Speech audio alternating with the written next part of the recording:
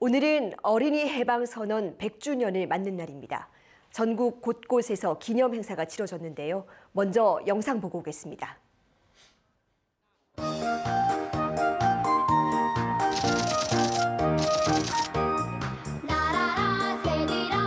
어린이 그들이 고요히 배우고 즐거이 놀기에 촉한 가강의 가정 또는 사회적 시설을 행하게 하라.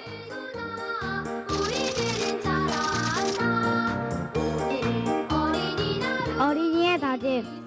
저는 친구를 배려하는 어린이가 되고 싶습니다. 어린이의 다짐. 어린이들이 마음껏 운동할 수 있는 공간을 만들어주세요. 나의 동료 시민인 어린이의 말에 늘 귀 기울이겠습니다. 어린이가 안전하고 건강하게 뛰놀며 따뜻한 마음으로 서로를 존중하는 세계 시민이 될 수 있도록 힘껏 응원하고 돕겠습니다.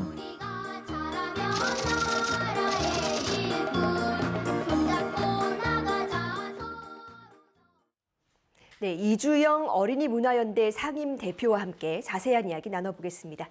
안녕하세요. 네, 안녕하세요.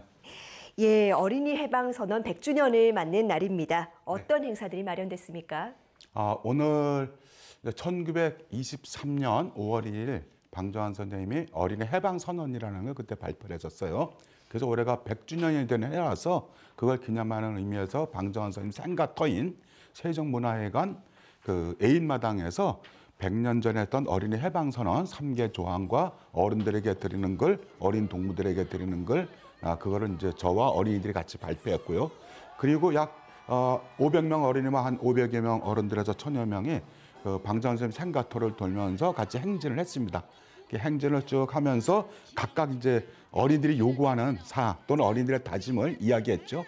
이야기하고 와서 23년, 올해가 23년이라서 23명의 어린이들이 자기가 하고 싶은 일과 또는 어른들한테 바라는 말, 이제 이런 선언을 했고요. 거기에 맞춰서 또 거기에 이제 맡은 담당하신 가령 뭐 학교 교육에 대한 거면은 이제 교육감님이 또 그리고 서울시에 대한 거면은 서울시에 오시는 부시장님이 뭐 국회에서 이제 이야기할 거는 또 도정환 의원님 이런 식으로 나와서 다 이제 답변을 하는 거예요. 답변을 다짐하는 그런 새 다짐을 했고요. 그리고 나서 어린이 놀이, 노래 또는 연극 또는 영화 체험 이런 다양한 문화 예술을 어린이 마음껏 누릴 수 있는 그런 잔치마당을 벌였습니다. 네, 우리가 흔히 어린이날은 5월 5일로 알고 있는데 오늘 네, 그렇죠. 1일입니다. 어린이날 행사를 하신 이유가 있을까요? 5월 5일이 어린이날이 된 거는 해방 이후에요.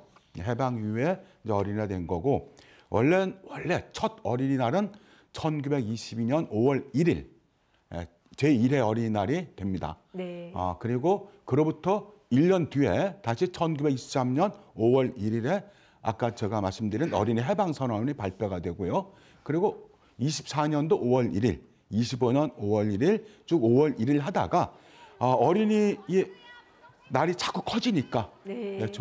조선의 수많은 어린이, 나중엔 뭐 한 50만까지도 이렇게 참여를 했습니다. 전국에서.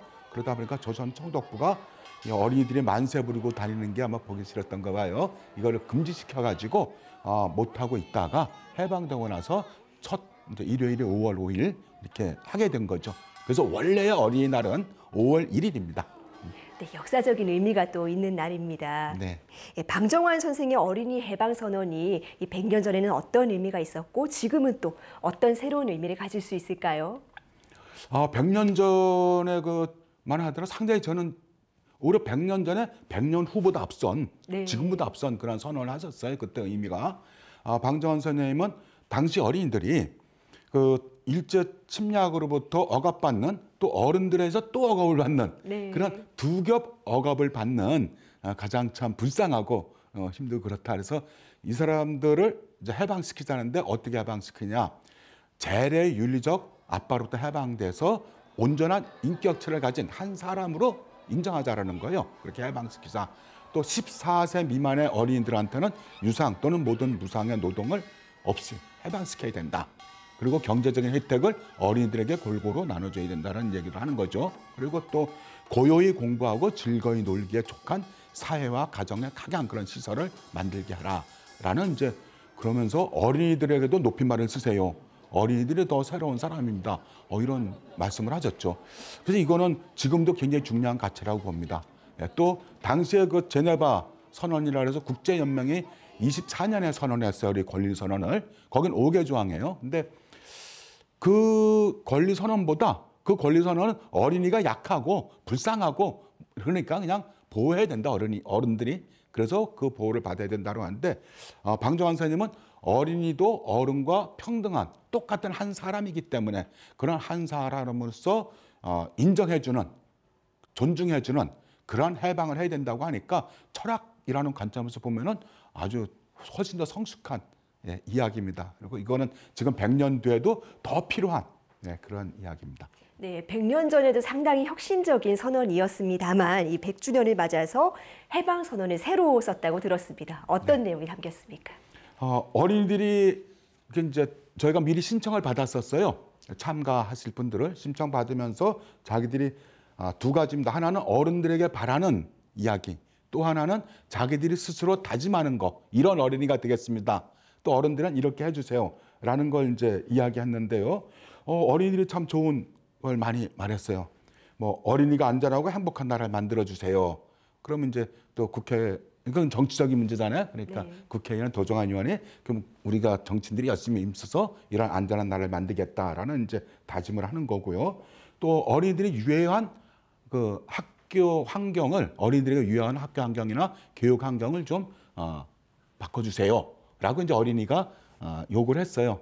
그러면 또 서울시 조희연 교육감님이 그런 학교를 만들기 위해서 노력을 하겠다라고 이제 다짐을 하는 거고 또 서울에 있는 어린이들이 많은 그 다양한 이런 문화를 누리고 할 수 있는 거를 좀 해주세요라고 하면은 또 서울에서는 오신환 부시장님 나오셔서 그러한 어린이들이 꿈을 마음껏 키울 수 있는 서울시를 만들겠다는 약속을 하고 이렇게 어린이들이 요구를 하면은 거기에 대해서 그 책임진 분들이 어른들이 다짐을 하는 그러한 새로운 선언문을 만들어서 발표한 것입니다. 네, 그렇다면 지금 우리 세대 어린이들의 행복을 위해서는 어떤 노력이 더 필요하다고 보십니까? 뭐 가장 중요한 건 제가 생각할 때 이제 이번 우리 5월 1일 어린 해방선언 네. 100년을 맞이해서 구호가 어린이가 행복한 나라를 만들자예요. 네. 그래서 어린이가 행복한 나라를 만들려면은 어떻게 해야 되는 건 어른들이 이제 진짜 생각하고 고민해야 되는 거죠. 그러나 어린이가 행복한 나라가 된다는 거 반대로 말하면은 어른들도 행복한 나라가 되는 거예요. 그래서 어린이와 젊은이와 늙은이 모두가 함께 행복한 세상을 만들자라는 건데 그러기 위해서 가장 중요한 거는 아까 100년 전 해방선언에서 말한 것처럼 어린이들을 내 자식이니까 또는 내 아이니까 뭐 사랑하고 애호하고 한다는 말 이걸 떠나서 내 자식이나 내 제자라도 나와 똑같이 동등한 인격체를 가진 한 사람이다. 즉 한 시민이다라는 그러한 마음을 갖고 공경하는 마음. 어린이는 어른들을 공경해야 될 테고 또 어른들은 어린이를 공경하고 그게 방정환 선생님이 말씀하시는 그런 뜻이에요. 그러면 교실에서도 교사가 어린이를 공경하고 어린이가 또 교사를 공경하고 학부모와 교사가 서로 공경하고 이렇게 서로 공경하면서 존중하는 그러한 사회를 만들어가는 것. 저는 그것이 우리 어린이와 또 젊은이와 늙은이, 어린이와 어린이 모두가 가장 행복한 사회를 나가는 가장 첫 번째 조건이다. 서로 존중하는 그런 사회를 만들자라고 말씀드리고 싶습니다. 네, 어린이를 하나의 인격체로 대하라. 이 해방선언의 취지를 다시 한번 새겨봐야겠다는 생각이 듭니다. 네. 오늘 말씀 잘 들었습니다. 네, 고맙습니다.